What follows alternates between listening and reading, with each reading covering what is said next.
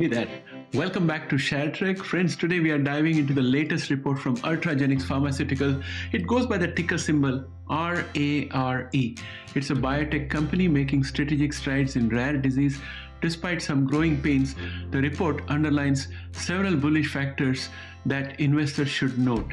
The report is in form of a presentation dated the 4th of November, but it was presented recently on 2nd of December and later on the 4th of December. So that I think 2nd of December and maybe the 3rd of December, 2 dates when it was presented.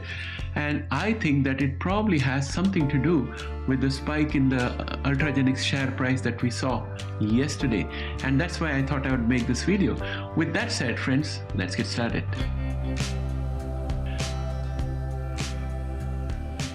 Welcome back.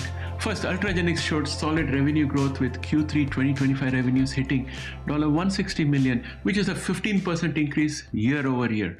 This growth was driven by their flagship products, Crysvita and Doyolvi, which continue to gain market traction globally.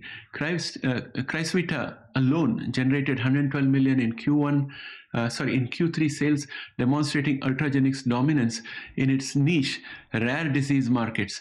Another bullish highlight is the company's pipeline progress.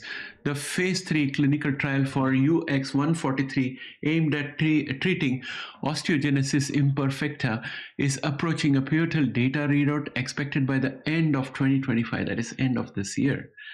Early interim analysis showed an acceptable safety profile, which bodes well for potential approval.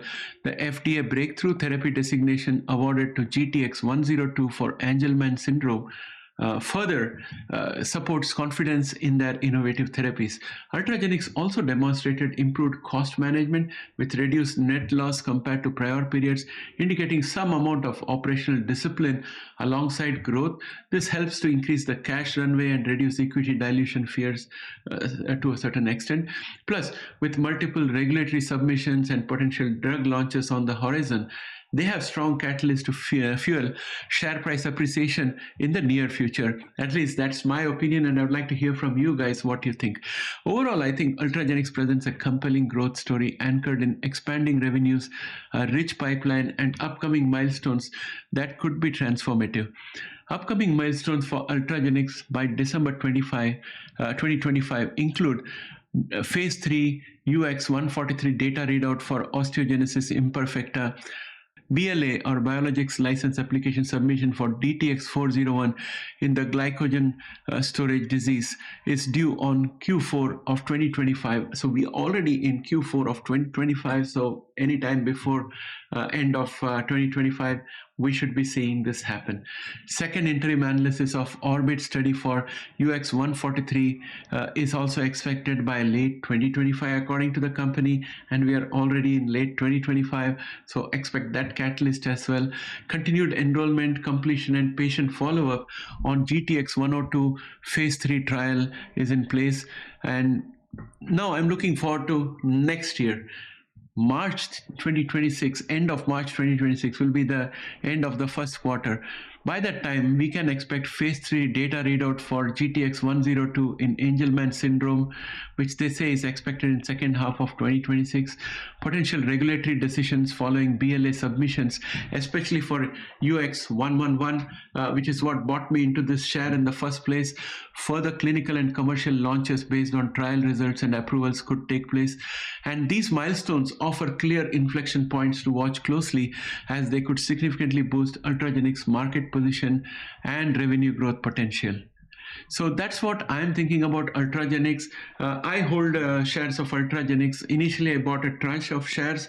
I sold half of them and took the profits, and the other half is still in my portfolio. For a good period of time, it was not profitable, but I think with yesterday's price movement, I'm in the verge of profitability. I'm going to hold it for a longer period of time because I think this is a good company, showing a good financial management and also showing a sense of urgency in form of a whole lot of deadlines that it has got in place. So that's one aspect. The other aspect also, they have got geographical expansion possibilities to increase their revenues, and they're projecting higher revenues going forward. for next year. So overall, I'm bullish about this company. Again, friends, I'd like to remind you, ShareTrek is a retail investor channel. I'm a retail investor. I'm not a financial expert. The objective of this channel is for me to share my thoughts with you, with the expectation that you guys can share your thoughts. We want to create a retail investor community where we pool market intelligence, crowdsource the market intelligence, and crowdsource trade ideas. So don't take this to the bank. Use this as one of the inputs that you may have when you're doing your analysis and deciding on your next trade idea. So with that, my friends, I'd like to bring this video to an end. And if you are interested, you could join my Substack. Subscription to it is absolutely free, and you will have articles on all the long form videos that I make, including the one that you're watching right now. So check it out. Link to the Substack is in the description, and I'll catch up with you again in the next video. Bye for now.